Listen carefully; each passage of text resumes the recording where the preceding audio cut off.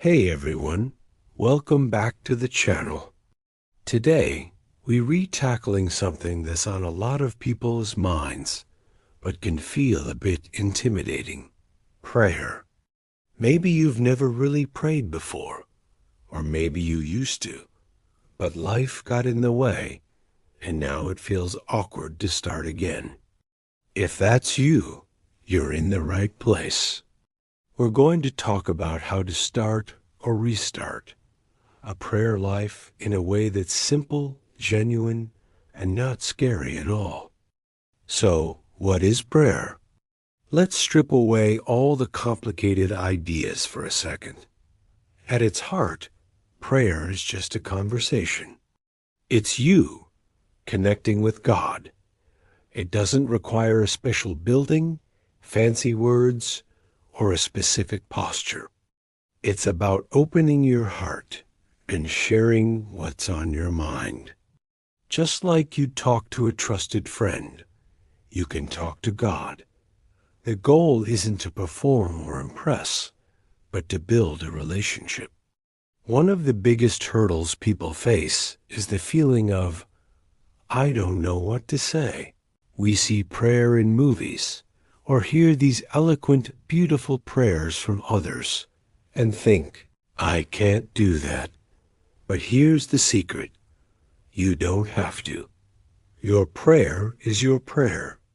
It can be messy, it can be short, it can be full of questions. God is more interested in your honesty and your eloquence. You can be joyful, you can be angry, you can be confused. Bring it all. So, where do we actually begin? I want to give you 3 super simple, practical methods to get you started. The first one is a classic for a reason. The Lord's Prayer, or the Our Father. Jesus gave this prayer to his disciples when they asked him how to pray. Think of it as a framework, a set of training wheels. It covers everything. Praise, asking for our needs, seeking forgiveness, and asking for guidance. Let's break it down. Our Father, who art in heaven, hallowed be thy name. You start by acknowledging who you're talking to. Thy kingdom come, thy will be done, on earth as it is in heaven. This aligns your heart with God's purpose. Give us this day our daily bread. Here you bring your needs, not just for food, but for everything you need to get through the day. And forgive us our trespasses, as we forgive those who trespass against us. This is huge. It's about both receiving and giving forgiveness, which is key to a healthy spirit. And lead us not into temptation, but deliver us from evil. You ask for strength and protection. If you're feeling completely lost for words, just starting with the Our Father is perfect. You can say it slowly, thinking about what each line means to you. It takes the pressure off of coming up with your own words right away. It's a beautiful, powerful prayer that has been a starting point for millions of people for 2,000 years. The second method is what I like to call spontaneous prayer. This is the just talk method. It's the complete opposite of a pre-written prayer. It's you simply speaking from the heart. There are no rules here. You can do this anywhere, anytime, stuck in traffic. You can say, God, please give me patience right now.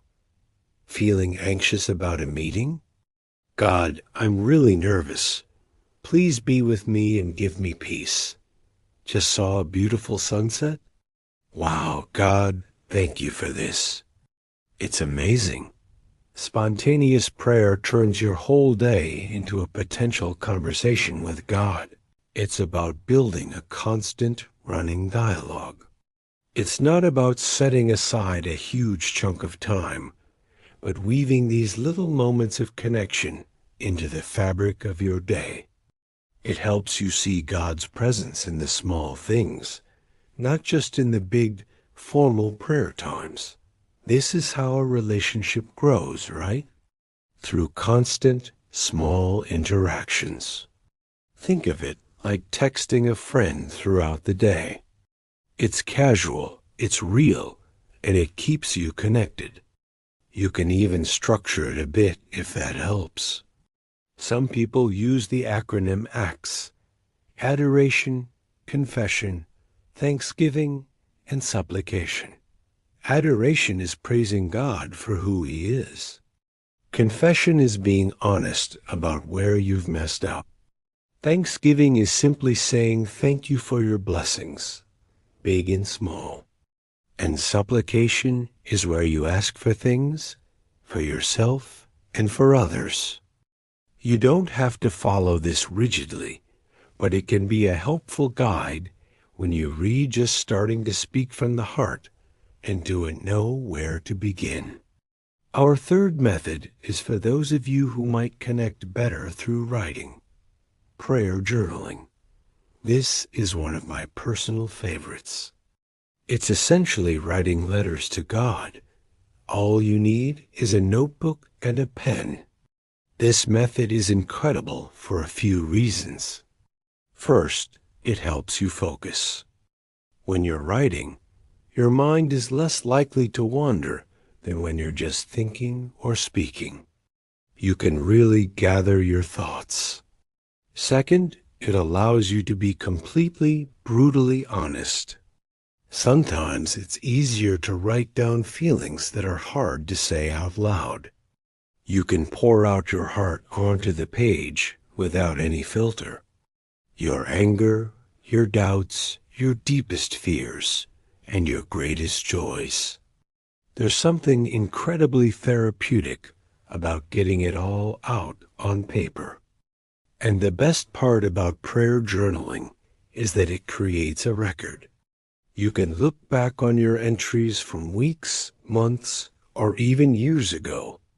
You'll be amazed to see how God has answered your prayers, how you've grown, and how He has been faithful even when you didn't see it at the time. It becomes a tangible testimony to your journey of faith. It's proof that you weren't just talking into the void.